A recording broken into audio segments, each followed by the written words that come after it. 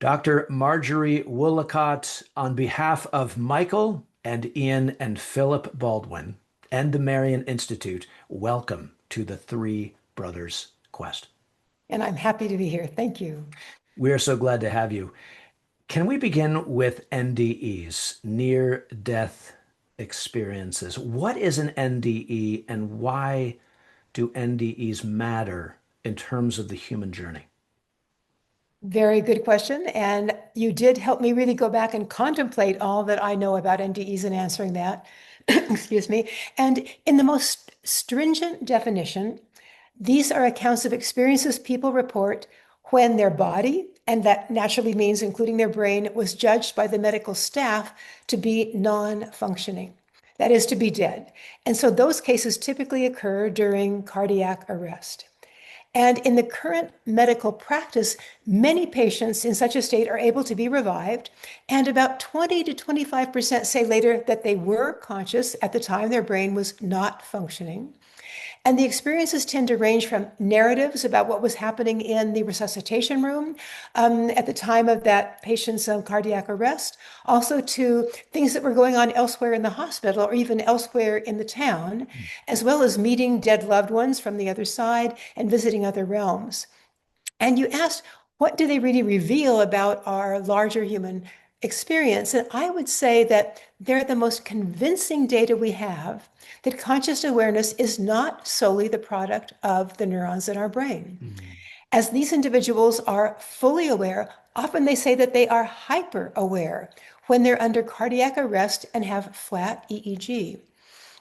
And just giving you a bit of a background on NDEs, I went back actually to remind myself that the first time the term NDE was actually coined was in 1975 by Raymond Moody, an MD who wrote this book, Life After Life. And I think it was interesting that he had interviewed 150 people and then wrote down what he believed were like the core aspects of a near-death experience, including being out of the body, going through a tunnel, rising to the heavens, seeing people that weren't present, etc.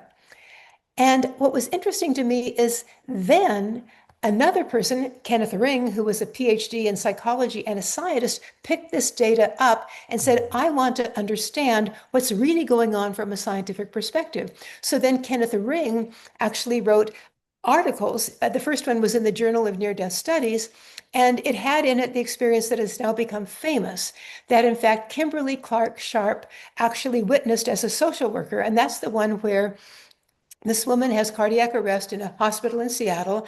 And when she comes back, she tells the social worker, Kimberly, I saw this blue tennis shoe on the outside ledge of a window in another part of the hospital. And Kimberly was just not really believing this. I mean, from her own background, it seemed impossible, but she went ahead and looked and she found the tennis shoe exactly as the woman had described it. In fact, well worn, all these things about it.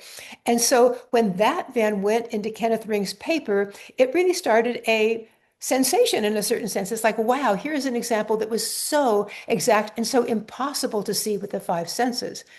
So just a reminder too about the studies now that have been done by people like Kenneth Ring and others.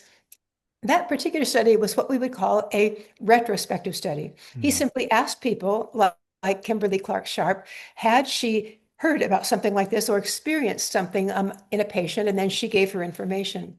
But there's also prospective studies. And as a neuroscientist, these are the ones that are considered the most credible, the most valid. And that's because now what you do is you have a set of doctors in a network of hospitals go to their human subject committee and say, I want to do a prospective study in which I enroll in the study everyone in this network of hospitals that has cardiac arrest.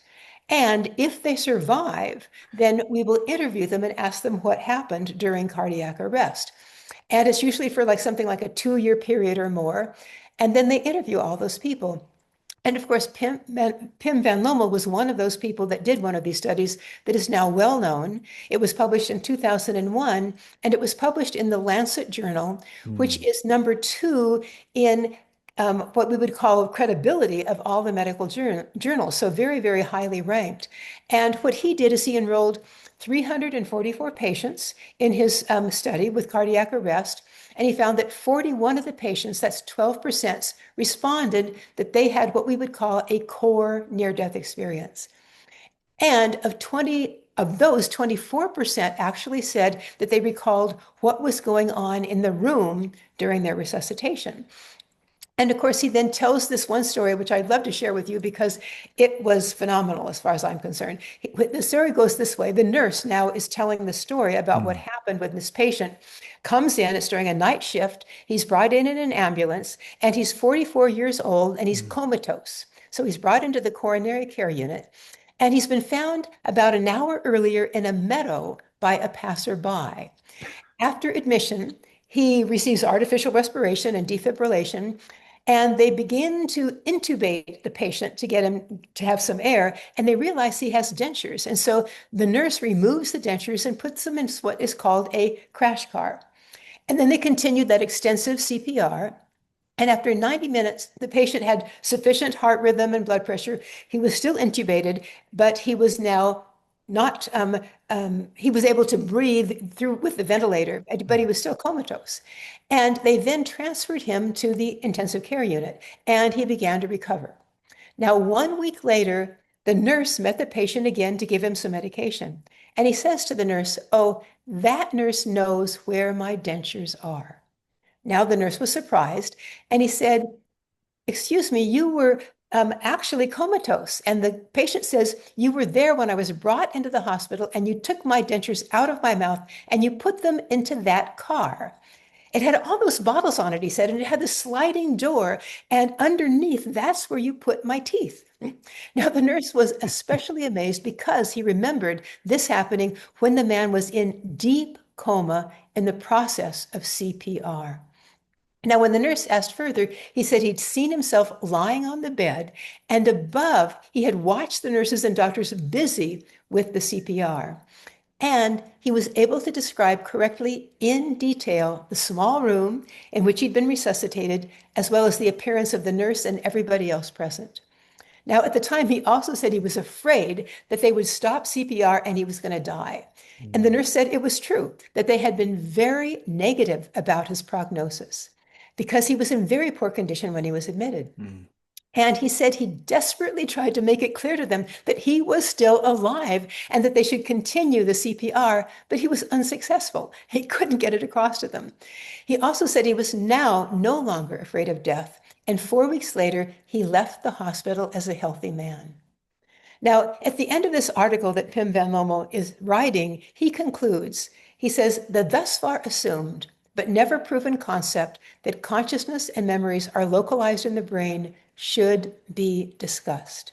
How could a clear consciousness outside one's body be experienced at the moment that the brain no longer functions during a period of clinical death with flat EEG?"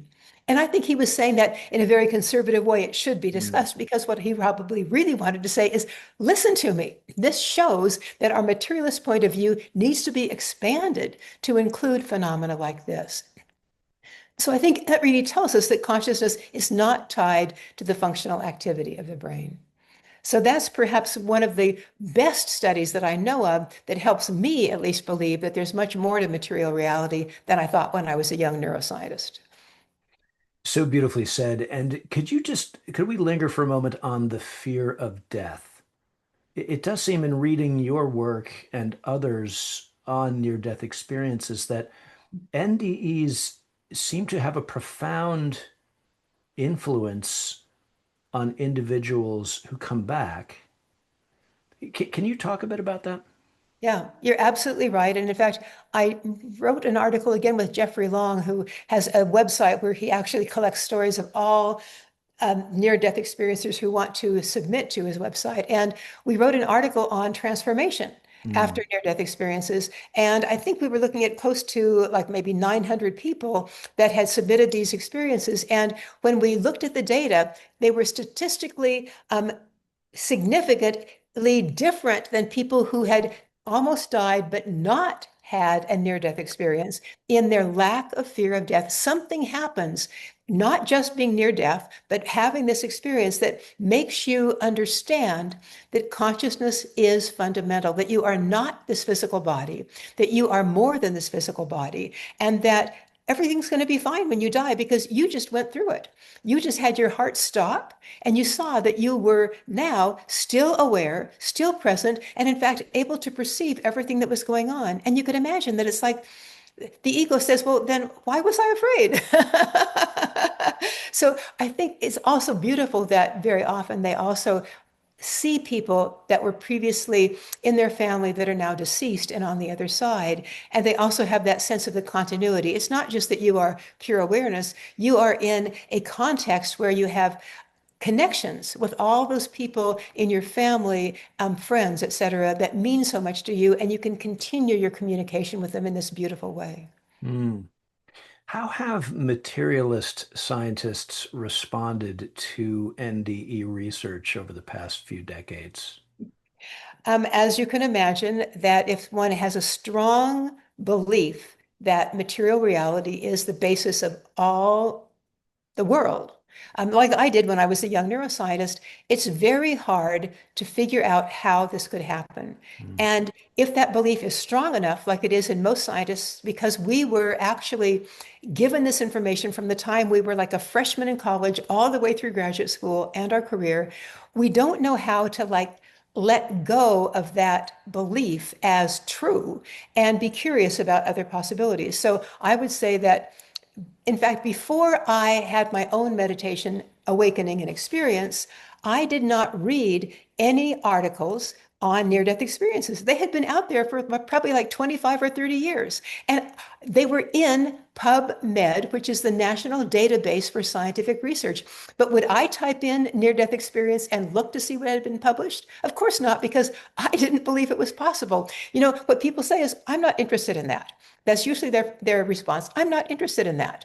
And you're thinking, but why not? I mean, it might give you a different understanding of the nature of consciousness. So that's the answer. And to this day, whenever many of us give talks at conferences, there will be somebody that comes up afterwards that is, in fact, a materialist, and they will give us all the reasons why we may be wrong.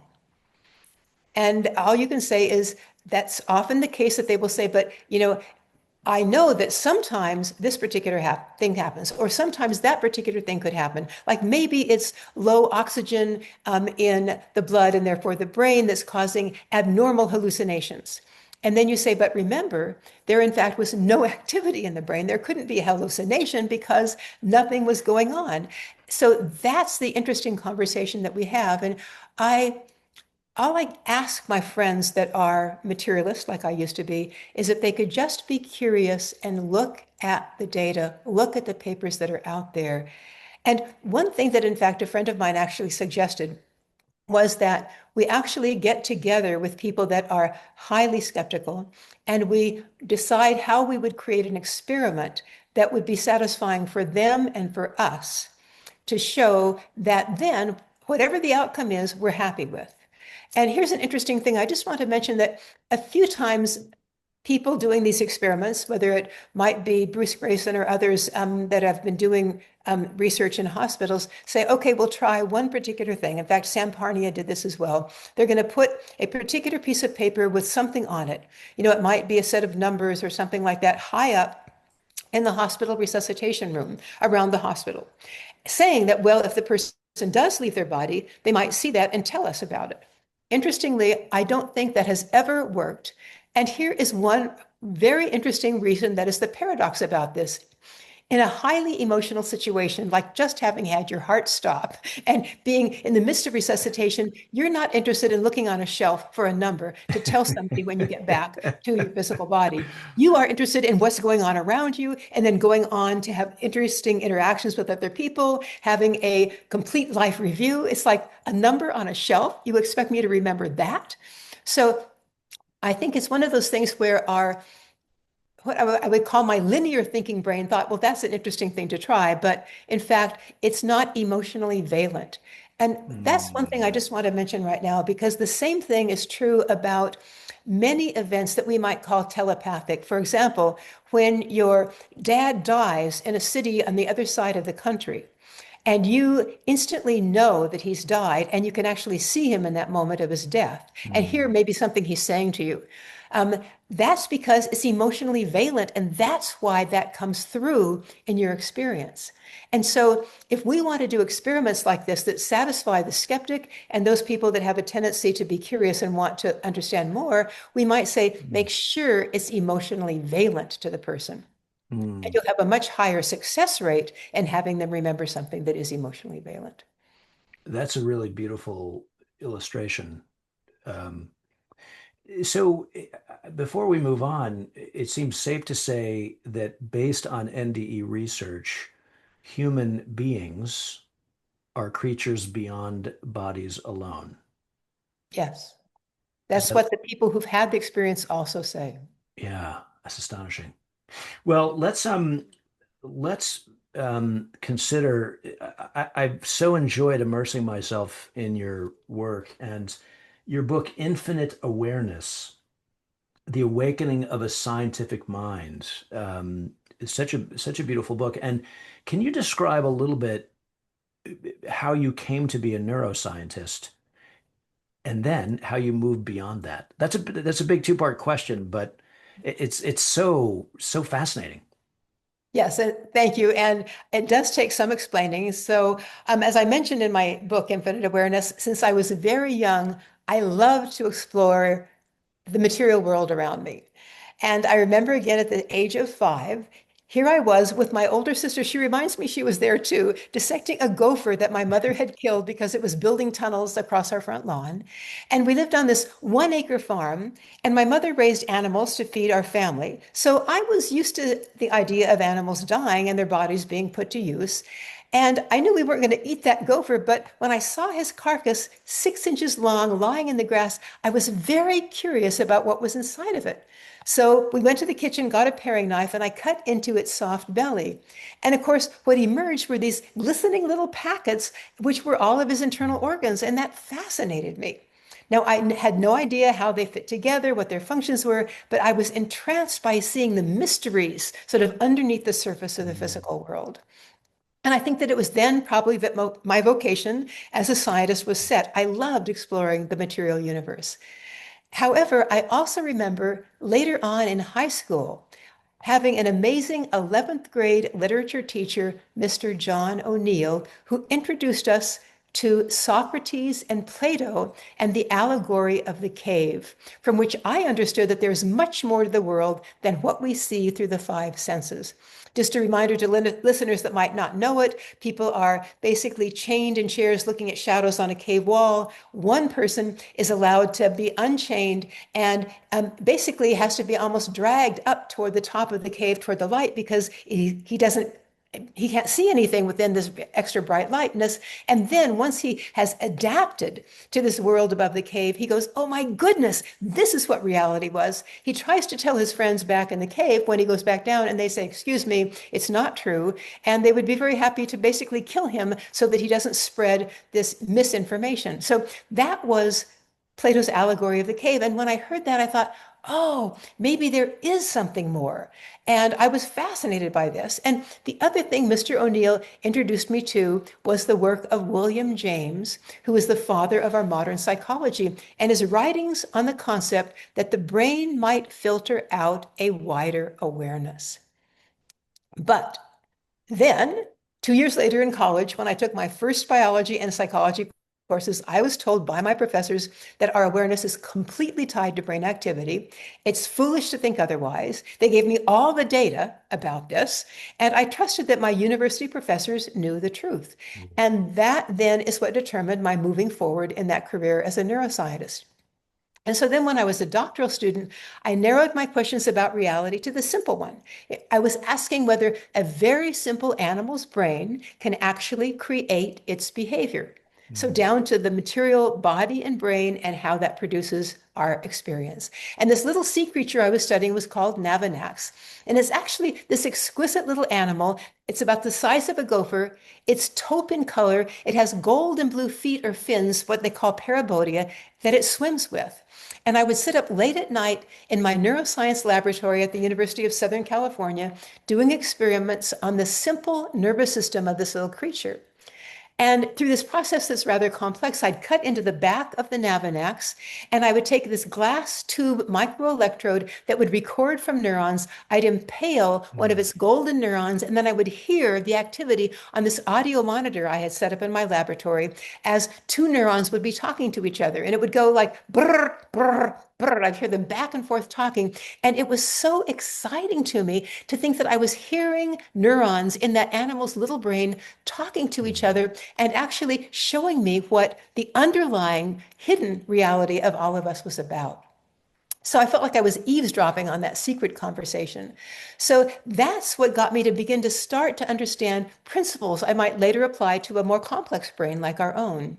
And that's because, of course, I believed consciousness is solely the product of neurons in Mm. the brain. That was my role model, my model of the universe. And But yeah, how old are you now I am at that at age this point? Yeah. 24 years old. Okay. Okay. So from the 5-year-old gopher to the 24-year-old Nevin. Okay. Cool. Yeah. So yes, an interesting progression. Yeah. Yes. But then now I have done a postdoctoral fellowship at the University of Oregon for a few years, and I'm now getting ready for my first professorship at a university in Virginia. And that summer, my sister, who has been studying meditation with an Indian master of meditation, says, Marjorie, we're going to be both together on the East Coast. You're in Virginia, I'm in the Catskill Mountains of New York. Why don't you spend your birthday with me and I'll give you a birthday present of a meditation weekend retreat? Now, I should mention that I was skeptical. I'm a materialist, but I was also curious because I'd had an experience with her at my parents' house in Arizona earlier, where I felt something inside of me that seemed more than just my own five senses. Mm. So here's what happened. So I go to the retreat, and I'm told that the Swami, the meditation master, is going to come around the room and initiate every individual there during the first meditation. Now, again, I'm skeptical, but I'm curious, and I decide to go ahead and stay with it. And what happens when he comes around the room is that he touches me on the bridge of my nose, right between the eyes. And when he does that, I feel an electrical current that almost feels like a mini lightning bolt go Mm. from his fingers down to the center of my chest. And I can feel the exact place where it stops. It's my heart, not the physical heart, but more like a heart than the physical Mm. heart ever seemed. And now I feel this energy radiating from the heart, going all through my being and beyond. And it feels like nectar. It feels like this pure love Mm. pouring through me. And there's this feeling of this loving, unconditional connection with everything else in the world. Mm. And words go to mind, nothing to do with scientific analysis. I'm home. I'm home. My Mm. heart is my home. That's the first time those words had ever come to me in my life. And what's most amazing to me is that I then went back at the end of the weekend to my university position in Virginia. I wake up the next morning at 5 a.m. spontaneously, and I get up to meditate. And it's because I knew at this deep level that just beneath my surface of my awareness simmered this quiet ecstasy. And I touched it in that meditation retreat, and I knew it was there waiting for me if I could just go back and find that again. And so I've been meditating ever since. So I think that's then what shifted me. But I should say that when that happened, I then asked myself, wait a minute, what is reality all about? It's like it created this shift in my worldview. And I had now a professional dilemma. And I kept asking myself, is my worldview Newtonian, just based on my five senses and material reality? Or could it be more than that? And I Mm. asked, what is conscious awareness?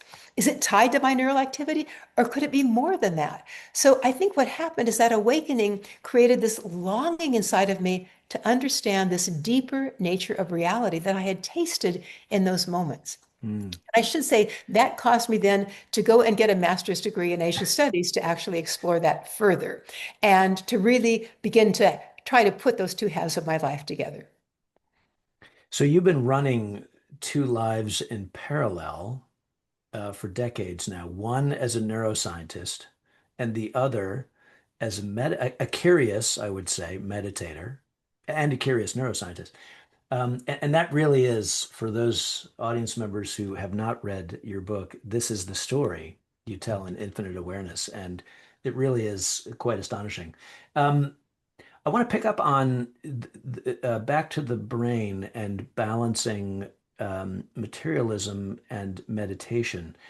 Um, we've heard you describe our human brains as filters. You mentioned this a few minutes ago, both receivers and transmitters of consciousness. Can you explain what you mean a little bit more deeply by this filter? Is it a theory? Filter Sure, theory? yeah. Yeah. Yeah. So, in fact, my proposal is that there are these filters within the brain associated with my perception and my cognition, my thinking, that actually obscure this wider, more expanded awareness of the universe around us. And I believe they are critical aspects of our daily life. We couldn't exist without them. So, that's an important first point. And as I mentioned earlier, it was William James, the father of our American psychology, that was one of the first researchers to propose that we had these filters to a vaster awareness. I think we often only look in our psychology courses at his more materialist understanding of psychology and the brain, but this is a part of him that he gave beautiful erudite lectures on. And I'm sad that sometimes, again, we push that out of our central awareness about him. And this is in the varieties of religious experience, right? Exactly. Where James Exactly. writes in this way. Yeah. Okay. Exactly. Yeah. And another set of lectures, I think from Scotland, where he was made the guest lecturer for a series of lectures where he goes into great detail in addition. So there's Mm, fascinating work that he's yeah. done. And so since then, I think research in neuroscience actually suggests that there are many attentional filters in the brain, just as James predicted. So we might ask, well, then what are those filters? So here are just some of them. The first are our sensory receptors, which are basically what I would say canalizing all the electromagnetic information of the universe into just five senses. The Mm. receptors from vision, from our auditory system, our taste, our touch, etc., our hearing. And then, after we have canalized the information to this small amount of the vibratory spectrum, then we have ascending tracks in our body up to the brain. One of them is called the ascending reticular activating system in our brainstem. And it filters even further because it allows only certain inputs to actually go to excite areas of the cortex so that they will be preferentially listened to by the cortex neurons. Mm. So that's the second level. Then in our midbrain, in the thalamus, we have another set of filters. And this was an interesting one. You can see why these are important to everyday life. So if I'm in a conversation at a cocktail party with a friend and there's a lot of noise going around me, and also a lot of visual information going on around me. And I'm trying to listen to what she has to say. What ends up happening is that my cortex says, wait a minute, I really need to focus on my friend's conversation. That's what I care Mm. about. And so it sends basically activation to particular nuclei in the thalamus to actually inhibit the part of the thalamus that is interested in visual inputs and other inputs, except for my friend's conversation. So we know that. I mean, you have those moments when you're listening so carefully to your friend and everything else is noisy, but you're not really paying attention. Mm. So that's the next filter, very important. Then we go up to the cortex. And now we have one of the key filters that is our biggest challenge to finding an expanded awareness. That's called the default mode network. Yes. So that network has five nuclei. The most important are what we call the medial prefrontal cortex, that's right about here, and the posterior cingulate cortex, right about here.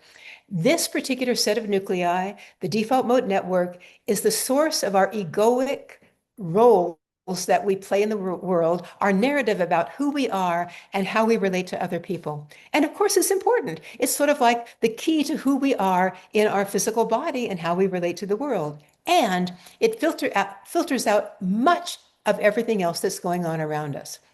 And I think you probably know this one as well. I can be, for example, out walking on a trail and I'm rehearsing some narrative from some particular conversation I had with my best friend, and we had some disagreement, and I'm giving her a new argument back in my head. Well, that is the default mode network and its narrative, Mm. along with another loop, which is called the thalamocortical loop, which reverberates the same conversations over and over again between your thalamus and your cortex. And that's called rumination, of course. We do it all the time. So I'm going to add one more set of networks, which I feel is also important, and that is our left versus our right brain filters. So again, your left brain is your conceptual side of the brain, your language centers. And I think this is an important point because what our language centers do when we decide to name something, for example, I decide to name a bird a robin. As soon as I name that bird a robin, I don't see the bird in the same way I saw it before. I have limited it down to like some stereotype of what a robin would be. And that happens with every single word we put in our vocabulary. We're not saying conceptuality is wrong, but we're saying it carves out a tiny part of existence to what we then pay attention to in naming all these aspects of the world. And here's an interesting example of that from Jill Bolte Taylor, who is a neuroanatomist that had a stroke to that left side of her brain. And she said when she had that stroke, she went, first of all, she lost her language abilities, but she said she went from feeling small and separate to expansive and just totally like ecstatic because she lost that narrowing down linear compartmentalizing and compartmentalizing Mm. aspect and now felt the wholeness, which is what your your right brain is about. Your right brain is about seeing the whole of nature as one. That's Mm. where our creativity tends to basically reside, along with its ability to analyze as well. So those Mm. are some of the main filters in the brain. It seems like language limits us in this context, yes? Absolutely. And in fact, that reminds me of something very important that Bernardo Kastrup and others have said about our human nervous system. And that is that when we want to understand what reality is, so now I'm putting on my materialist neuroscience Okay. cap. I want to understand reality. What I think I need to do is put into linear word narrative what is reality. And so then I say, okay, that's the atoms, it's the electrons, it's the protons, and the neutrons, and they combine and they create this reality. But what Bernardo Kastrup says is as soon as you put something into conceptuality, into words, you have gone away from the real gnosis, the understanding, the knowing of what is, because it cannot be put in words. And in Mm. fact, many of the perennial traditions say this. The Tao says that which can be actually put into words, that can be written, is not the Tao. Yeah. So anytime I try to put it into words, I have left something out. And so what it reminds me about as a neuroscientist is to try to accept that I will try to write things down, but realize that the truth of the universe is well beyond any conceptuality that I can imagine. I'm just pointing at a higher truth, but I'm Mm. not giving you the truth. So the scientists are pointing at a higher truth, not giving it to us.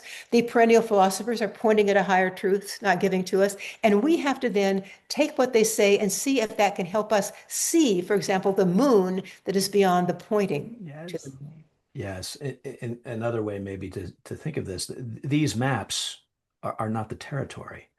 Exactly. Yeah, gosh, so beautiful. Your Robin example, I think you reference it in the book too, is very helpful. Once Yes. we objectify the Robin with the name, we lose what I think it was Martin Buber called the I-thou relationship with the Yes. Robin. God, so interesting. Yeah.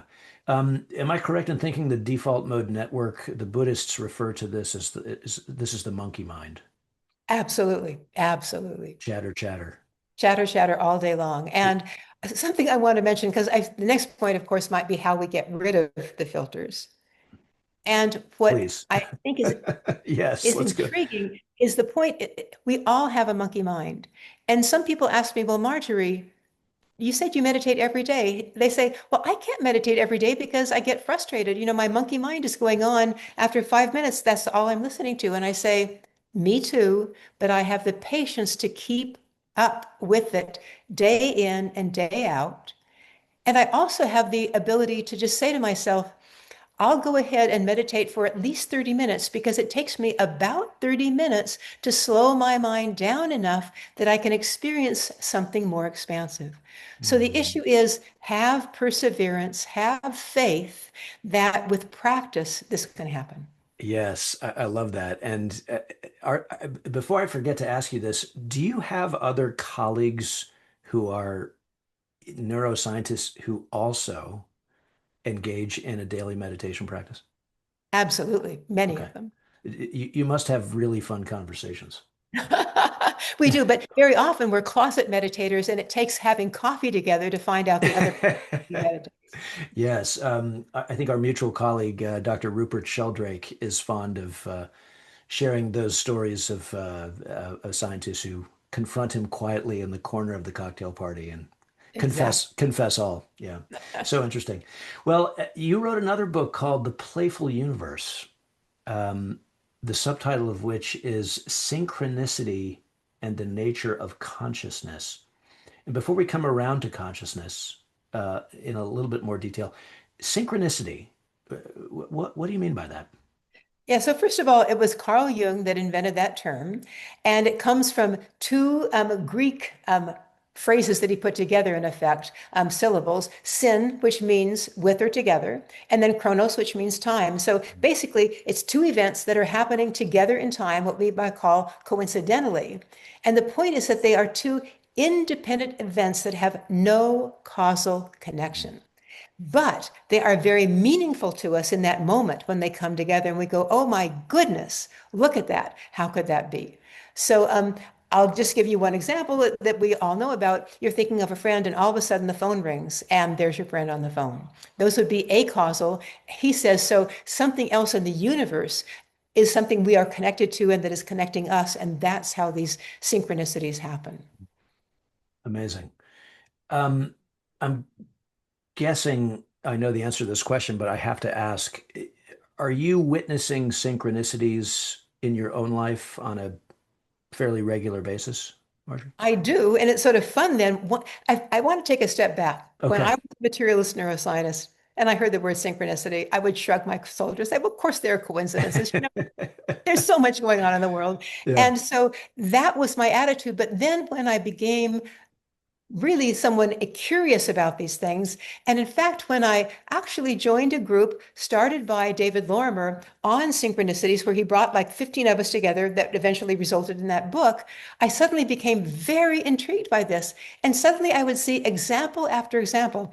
I would sit down at my computer about to write a person an email to say, by the way, are you going to get back to me on that? And right then their email would come in saying, oh, yes, without my even asking. So I began to see them all the time. And I should say that then I also began seeing more meaningful ones. And I'll just give you one example from sort of my life as a young spiritual neuroscientist, we might say. And that is that one of my sabbaticals, I was able to go with my meditation teacher around the world to help give programs and courses and things like that. And at the very end of this sabbatical, I was back in the main meditation center where we were that summer. And she came into the office where I was working and she said to me, Marjorie, are you by any chance getting married?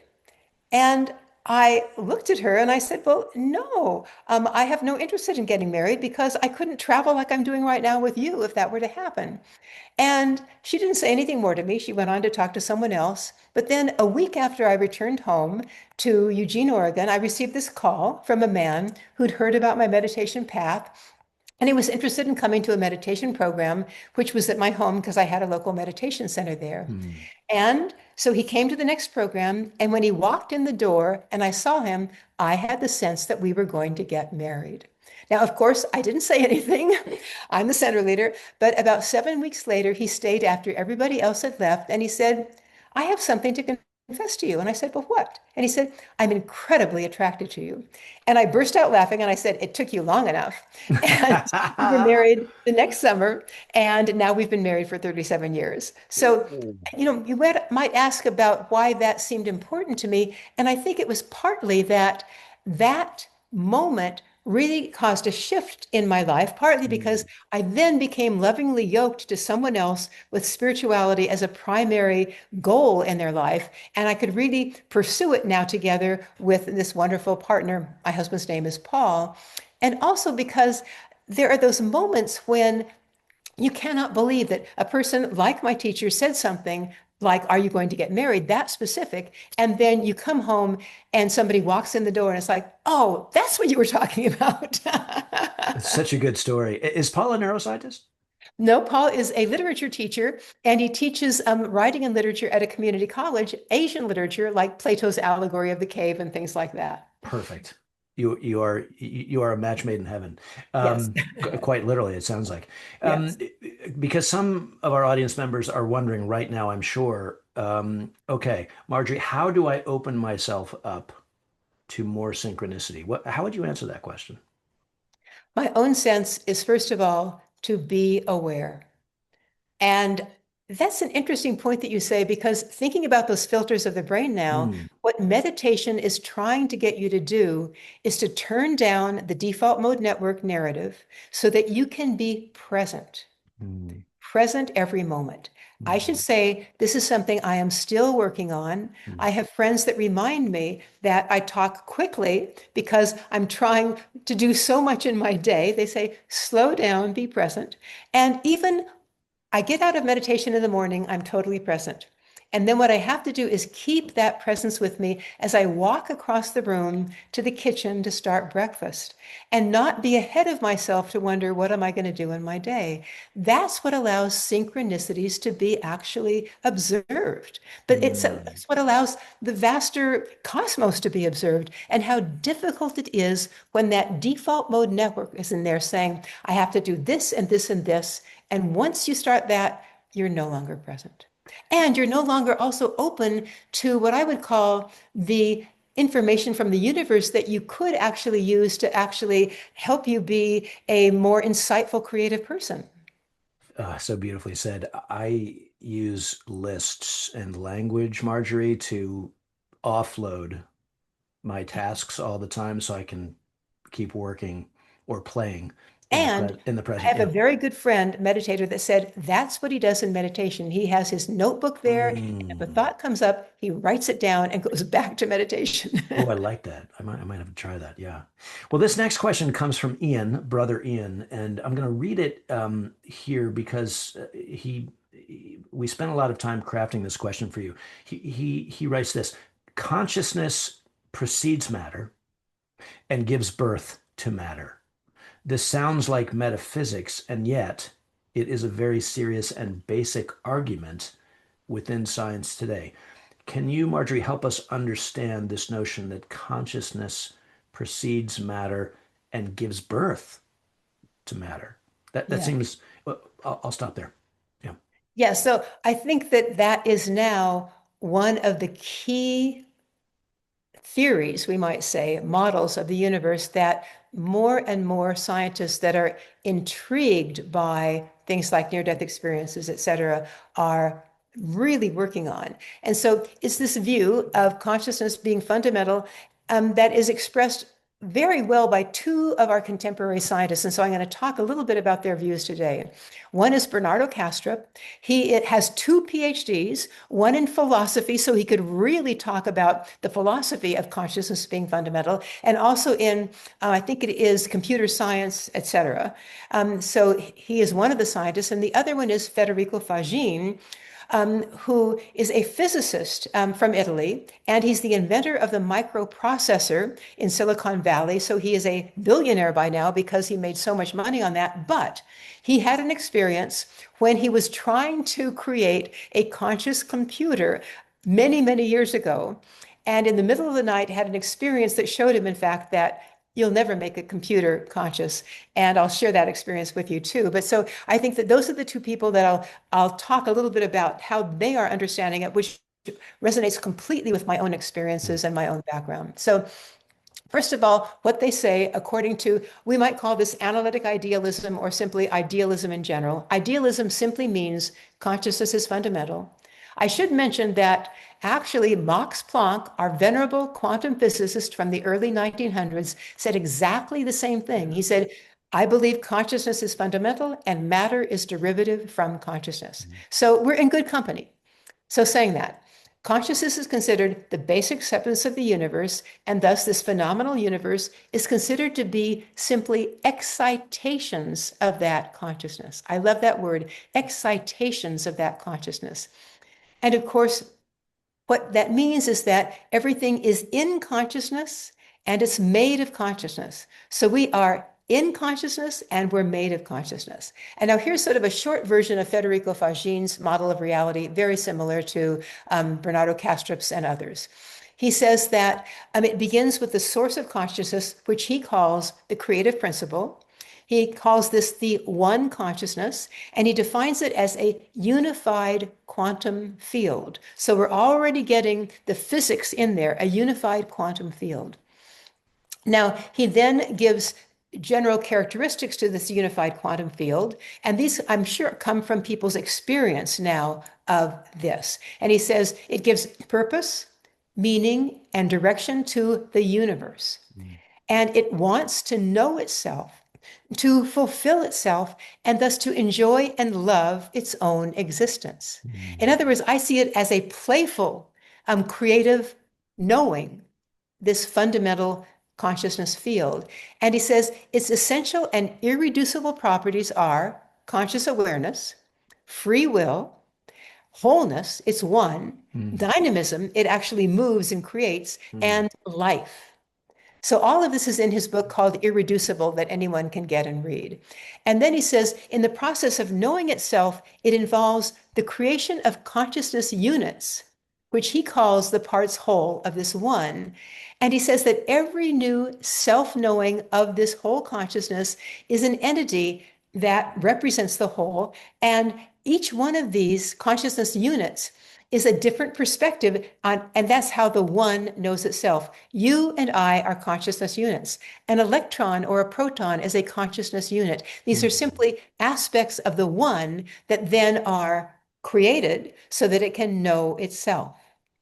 And I like that idea. So it's consciousness's way of knowing and realizing itself. It only can do it through us, meaning its consciousness units, which then, of course, have the next point is they have an interiority aspect and an exteriority aspect. Interiority is what it feels like to be an electron, what it feels like to be Rob or Marjorie. And then the exteriority is how we are seen from the other consciousness units across this veil of what appears to be a material universe, but it is excitations of consciousness. It's an illusion in what we see, but it's simply excitations of consciousness. So, that gives you a sense of its own self-knowing has to happen through all of us. And I think then what happens is that exteriority part happens in space-time. So we then create the illusion of space-time and exteriority in order to experience ourselves. And there we get that sense of experience, which I love. Someone once said, and I really believe it's true, that better even than the word consciousness or awareness would be experience is the fundamental nature of reality. When you think about it, it's what I'm experiencing right now with you is what I know about reality. And of course, my awareness gives me that experience. So maybe I'll just summarize what he said. So basically, consciousness is fundamental. It's causal. Physical reality is its manifestation. It's considered the universe is simply excitations of that consciousness. All conscious entities are linked or entangled. We're all one, as I said. So in fact, that's why I can have telepathy with you. And that's why, why can I know the future? Well, it's because space-time is just a creation. It's part of our illusion that we need to function in this particular reality where we are learning about ourselves through all of these experiences. And so consciousness not only also exists throughout the universe in electrons and everything, but throughout our body.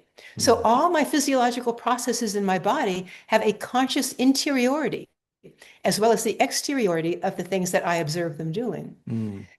So I think that that gives you a bit of a sense. And I think that then what happens in meditation when we quiet the mind down is that we become more connected. We have more of a perception and awareness of that interconnection with all the other consciousness units of the universe because we are one. That's our essential nature. And that's the entanglement that often has been talked about in quantum physics. Yes, and it makes the phrase participant observer a bit awkward. I think it works, but the way you've just so beautifully described this, you've done an end run, Marjorie, around the hard problem Yeah, of yeah, the so-called hard problem of consciousness. yeah. And I'm sensing that you are, I think, aligned with these two gentlemen.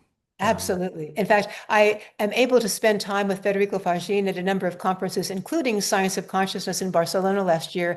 And we're beginning to do actually some work together with Joan Walton and Laurel Waterman on consciousness education, because part of the issue is, okay, a number of people really understand this, but it's not taught in our educational system. It's not taught from elementary through junior, senior high schools or universities. So how are people going to access this? yeah. Um, is there a way that we can find to actually make this particularly interesting view of the world, which seems so real, acceptable to the atheist materialists or the fundamentalist religious people to say, look, there's nothing like unusual about this. This is Yeah. simply basic reality. You don't have to believe in a religion to really begin to understand this and put it into your life in a beautiful way. Yeah. Have you engaged with Richard Dawkins or Sam Harris or some of the so-called new atheists on this question at all? I haven't, and I suppose I really should. I just have not yet. And I think partly when I have heard some people talk about Sam Harris, they say that he's equivocal sometimes about Hmm. his materialism versus consciousness being fundamental viewpoint. And I should probably go into this deeper to really try to understand exactly where he's coming from. Well, as I'm sure you know, he fronts a very successful meditation app, Yes, yes, I know. waking up, which is sort of ironic. But Yes. yeah, I wanted to ask you that. Well, I know we could talk all day, but I want to be mindful of your time. Can we end with the question about a more recent book, I think, a book you published called Spiritual Awakenings: Scientists and Academics Describe Their Experiences. Can you explain a little bit about what you learned from capturing, I think it was 47? Yeah. 57, but Sorry, yes. 57 interviews with scientists who are having spiritual awakenings. What did you learn? Well, so, I mean, one of the first more broad things I learned was I simply looked at all of these 57 academic scientist Hmm. experiences, and I said, well, what are the different varieties of awakening that people may have to a broader awareness? Hmm. And so, just looking at that superficially, it was interesting that some of them happen through spiritual experiences like meditation, like mine did.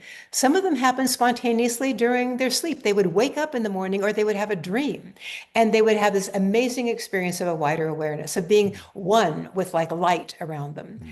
Some of them had it through psychedelic experiences, some of them through near-death experiences, and some of them even through reading a passage in a book. And one example was this wonderful man who was a physicist when he was beginning to do his work in his career and then became a philosopher, interestingly enough.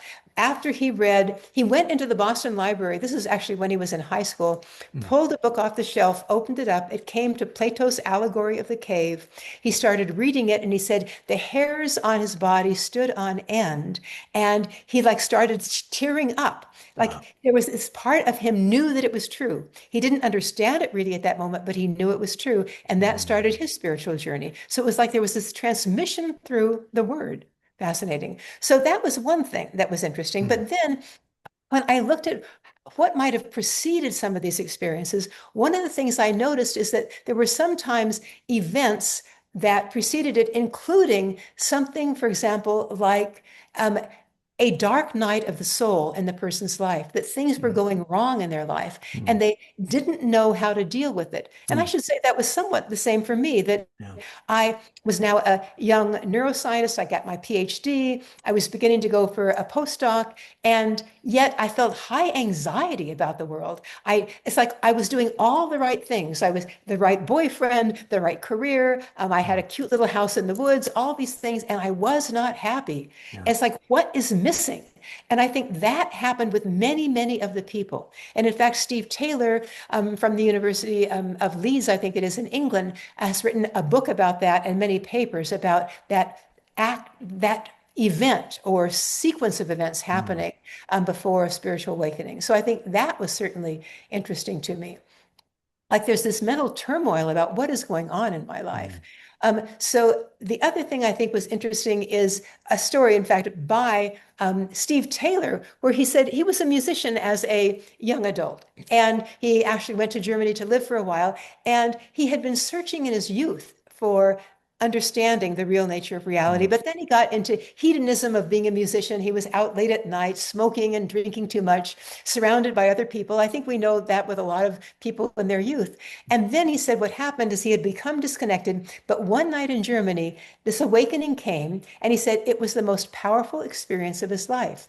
He said he woke up in the middle of the night, no apparent reason, filled with this marvelous warm sense of well-being, he says.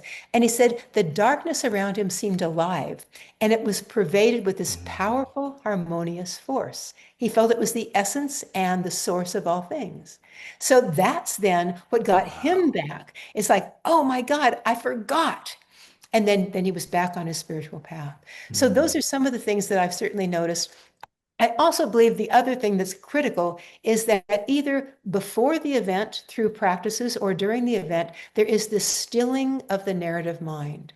You have to mm, like let go of those stories of mm. your egoic default mode network about who you are, because that's the only way this higher like awareness of your unity with a greater reality seems to be able to come through. And so, again, sometimes it was like in that moment, waking up from sleep, he was in that quiet state and that could come through. It's like there's this crack in your egoic narrative. Yes, our egos, our isms, our ologies, they get in the way. Yeah, yeah. Yeah. Last question. If you could offer one nugget of wisdom, strategic advice to the human species at this very strange and interesting moment for for us, what would that be? I think it would probably be to find some practice, whatever that might be. And again, we don't even have to name it anyway, but simply that allows you to quiet your mind. One Mm, of the things that I highly recommend to people is just being in nature as much as you can. When I'm in nature, my mind quiets down and I feel my interconnection with the things around me. And then be curious. It's like I used to think that everything around me, because I was a materialist neuroscience, was sort of robotically created. It wasn't alive in the sense that I'm alive, that humans are alive. Now I understand that my cat is an absolutely exquisite sentient being who can communicate with me in very interesting ways. Trees and birds and other things around me also have that same ability to communicate. Something someone said to me, which I love, was every time you stop and thank a tree for being there, it remembers that for 500 years. Now, I love that notion. I can't prove it's true or not, but I feel then the connection that we are all here to help and support each other and nurture each other as we move forward as humanity with the rest of this planet. That's going to be key to mm, being able to keep ourselves in a beautiful space and to nurture the planet and not destroy ourselves in the process. mm. Marjorie, where should people go to find more about you and your work? Well, certainly they can go to my own website, marjoriewoollacott.com, and also go to Amazon with my name, and you'll see the various books that I've edited and published. Also, I would suggest some different organizations. One is the Association for the Advancement of Post-Materialist Sciences. I actually edit those books, and then we have beautiful member conversations, discussions with the authors of the essays. And so people can discuss this with the authors themselves. We have great conversations together. The Galileo Commission is another great place for people Mm. to go and become a member, where we have similar sorts of events. And also International Association for Near-Death Studies. I'm the actually research director, and we have meetings every year. And compared to my ordinary scientific meetings, these are the most filled meetings in the world. I love them. Oh, so amazing. You are leading a full and powerful life. And Dr. Marjorie Woollacott, on behalf again of Ian and Michael and Philip Baldwin and the Marion Institute, thank you so much Thank for being our guest today. Can we do this again? Have a part two? I'd love to. I'd love to. Okay, that would be great. Well, thanks, and we will talk again soon. Okay. Welcome back to the Three Brothers Quest. We are in the requesting room with Ian and Michael and Philip Baldwin. Today, exploring Dr. Marjorie Woollacott's work, specifically her pioneering research around consciousness, and just mentioning her book, Infinite Awareness, The Awakening of a Scientific Mind, in which she chronicles her own journey as a neuroscientist and as a lifelong meditator together. So, gentlemen, Marjorie Woollacott,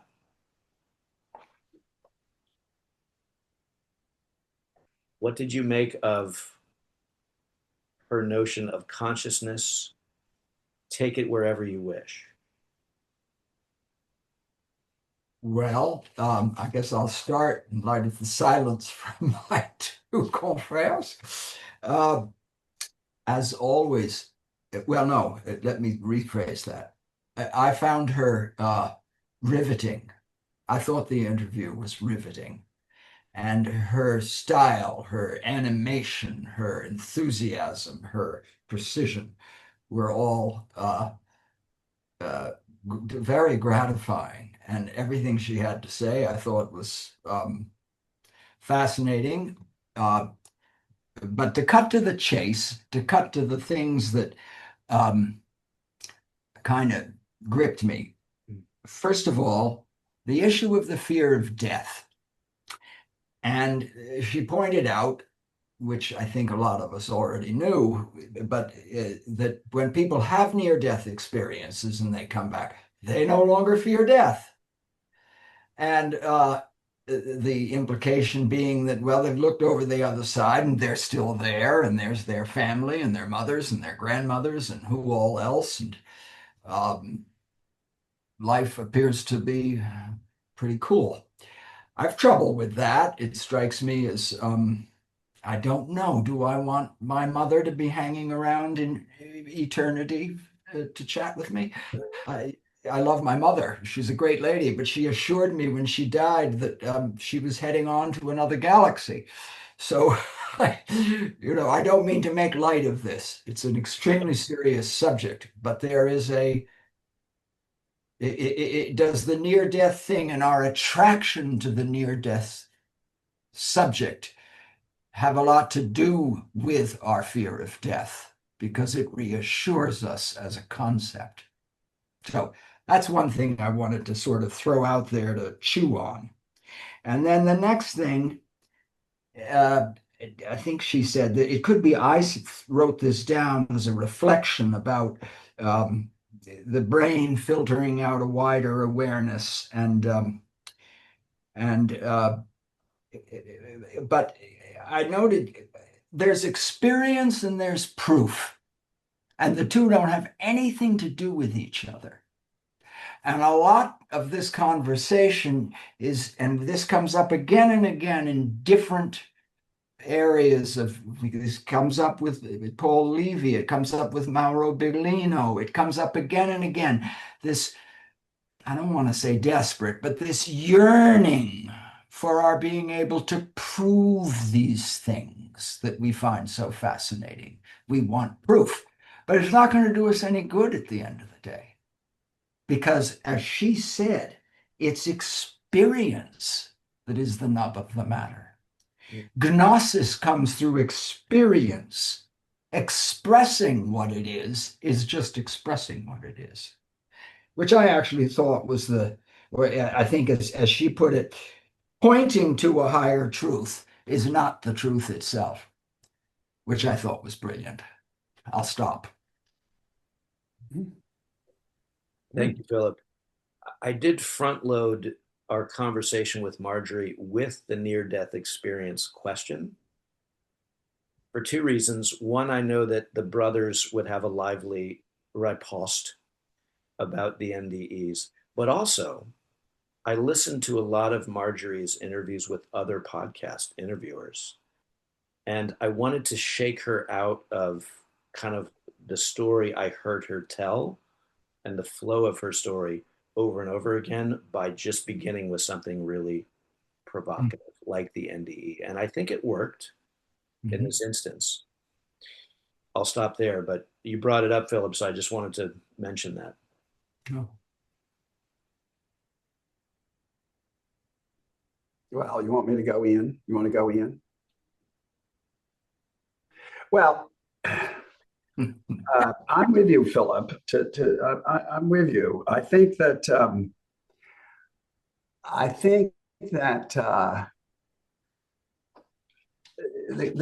what you led off with is exactly what I think is the crux: this fear of death, and having some knowledge of the way Tibetans are brought up and Buddhism. Of course, they make death a conversation from the very get-go. And I've watched these lamas have hysterics over people's fear of death. They think, or even when they're sick, they think it's amusing because this little body and this little moment on this planet is basically so insignificant in its way. And I think that I think they've done a great deal of study and research about the fear of death, so that if you have the fear of death, I'm going to read, it makes you selfish. The more we fear death, the more we cling to ourselves, our belongings, our safe spaces, to that which is familiar. And it goes on. We flout authority, ignore social mores, steal from others to provide for ourselves, and become more materialistic. And when you don't have that fear, the opposite comes to pass, which is a great deal more altruism, compassion, community building, etc. And I think there's some proof around that. So for me, when you dive in, if everybody could dive in to a little bit of understanding about, yes, NDEs, ESP, precognition, remote viewing, coarse morphic resonance, and Rupert Sheldrake, and I always have adored, and we've discussed before, if you do your crossword puzzle in the morning, you're going to do so-so, or you're going to have some sort of accomplishment. But if you do it in the evening or the next morning, you're going to do much better, because so many other people have been doing that crossword puzzle, and it's transmitting itself through the morphic resonance. And these are studies. It's like the doggy knowing when the master's coming home. How? So the non-local consciousness and the brain is a receiver of this vast field of knowledge and information. I think if we could get people to get into this and study it a bit and to get exposed to it a bit, the confidence over the survival of consciousness is really important. That's all. Beautifully said, Michael. Ian. Well, we agreed, I think, to just talk when we felt like talking. Yeah. I don't really feel like talking, but I will. I'll try. Michael mentioned the Buddhists and the Lamas, Tibetan. And of course, the Tibetans' concept of the funnel between this life and the next, they call a bardo. And I think, if I recollect correctly, you're in the bardo for 49 days. And there's no mention of this in Marjorie's clinical work. But the bardo experience is something that I'd be very interested to hear her talk about. Mm-hmm. The other thing the Tibetan Lamas say is that the transfer across the gulf between this life and the next or the next incarnation, if you didn't go up in a rainbow body, jaloux, can be very terrifying. That's what I took from my years working with Tibetan Buddhists.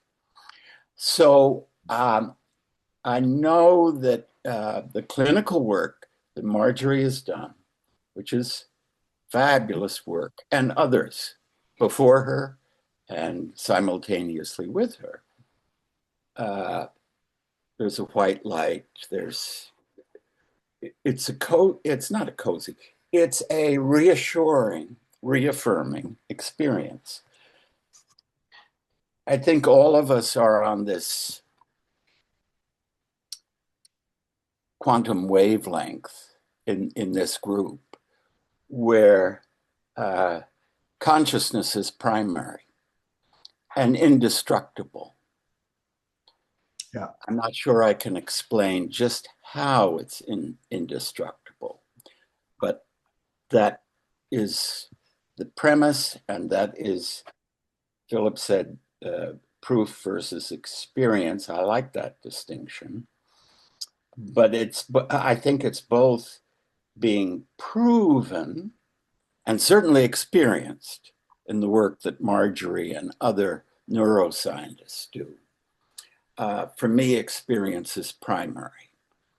I almost don't give a shit about proof.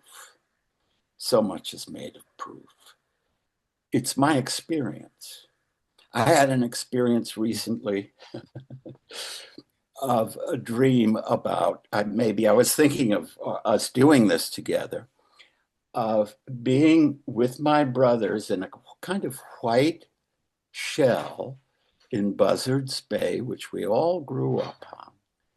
And there were two very amusing details. One was the complete beauty of the water. The water was very dark, but it was not frightening. I have never seen water like it. It was just black and quite, I don't know what the word is, but not black and terrifying. And the amusing thing was the lip of the little shell or boat we were in was not that far above the water, meaning to me it meant you're not far from dipping into that. And it was a lovely dream because I woke up reassured in a way, in my own way, and in my own experience. But this business of contrasting experience, which one hears of terrifying death experiences through the tradition of the Tibetan Buddhists, and then one hears of beautiful experiences. And for me, the judge is out. That's all I'll say. I have to. Yeah, and I think also, Ian, I think be also interesting to ask Marjorie, because I remember, the first person we had at the Marian Institute conference was Dr. Kenneth Ring, whom she refers to. And he was sort of the beginner of NDEs. And there's a lot of work that shows you they're not all sweetness and light. Yes. And I also think so much of your initial experience that gets recorded in an NDE or out-of-body experience, whatever, can be predicated by your degree of fear or your belief system. So I think that we got to be very careful about a uniform experience that's always going to be sort of divine, or in the case of the Tibetans, rather difficult to the old bardo. I don't like. Yeah. I don't. So there's just a little. Yes, I think no, but that's very good. I think point. that's very important what you just said. Absolutely. That it is driven by the degree of fear. I suspect that's correct. Of course, I don't know. Oh no, I know, and that's why it's, anyway. That's I wonder if we might talk for a second. I'm not segueing far away about synchronicity, because I don't know about you guys, but I love synchronicity. And Mhm. I observe when I have them. And it's precisely when I'm more inclined to be in those frames of mind that how does she put it? Turn down the default mode network, be present. That'll bring you to more synchronicity. And you don't get synchronicities when you're, racing at 100 miles an hour and meeting deadlines and so forth. But if you're in the right frame of mind, suddenly they start popping up. And I'm assuming I'm correct if I say all of us have had gazillions of them. Sure. And yet, as a species in the Western world, we just refuse to acknowledge the possibility of such things. And this came up repeatedly in her talk, which is the programming of our secular materialist scientific mindset so blocks out these possibilities.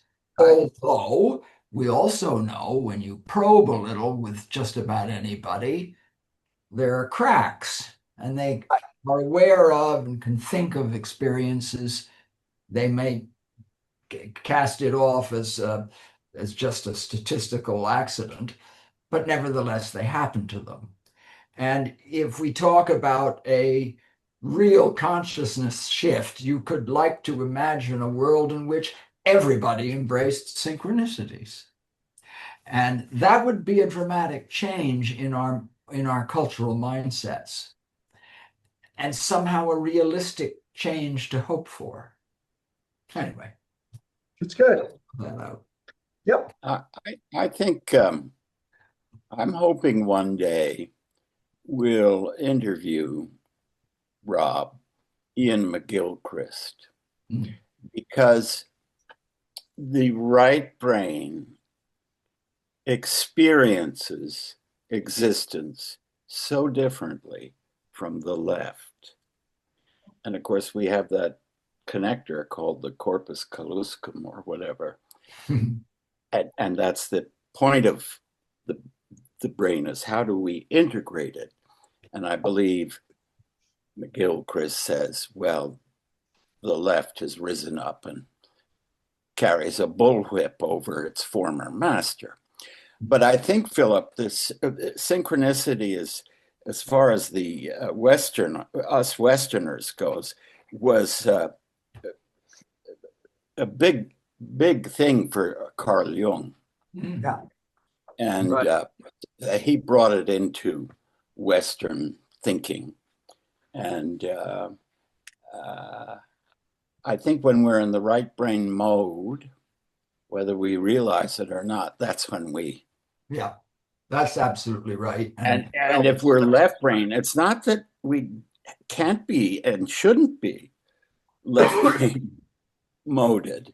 It's how do we bounce out of that and integrate. And this also is somehow, I'm not sure how, related to the approach to one's death. Yeah. Good one. Good one. Ian. Yeah, beautifully said. That's good. I know we're almost at time. Yeah. As I'm listening to the four of us reflect here, I'm reminded that Marjorie, like all of the women we've interviewed for the Three Brothers Quest, really offers I'll use the word concrete path forward for practical daily experience. Yeah. To bridge the gap between the left and the right brains, the scientific and the more, shall we say, mysterious. As a lifelong meditator, Marjorie gets up and the first thing she does is not go to the lab. First thing she does is meditate. Yeah. Daring more or less said the same thing. Anna Reitorts more or less said the same thing. Lynn McTaggart more or less said the same thing. So I love this notion, and maybe we end here, Good. of how we blend the left and the right brains, to use McGilchrist and Ian's admonition. And I'm just looking at Marjorie's website. The homepage at the top is a single question. Very simple. Marjorie's website, Marjorie asks, what if consciousness is the essence of the universe? Great. And maybe that brings us full circle to what? Super. Yeah. Super duper. Should we interview her again sometime? Oh yeah. Oh yes. Oh yeah. I think most of I like to think that we are in the process of building slowly a community of, for lack of a better word, and there is a better word, but I can't think of it, informants. Agreed. I'd love to see her in conversation with all of our other guests, but maybe that will happen someday. Others, thank you, as always. Thank you, Bob. Yes. Thank you, Roberto. Yes, and can't wait till our next conversation in the great requesting room. Okay. Okay. Right. Ciao. Bye, everyone. See you. Ciao. Thanks.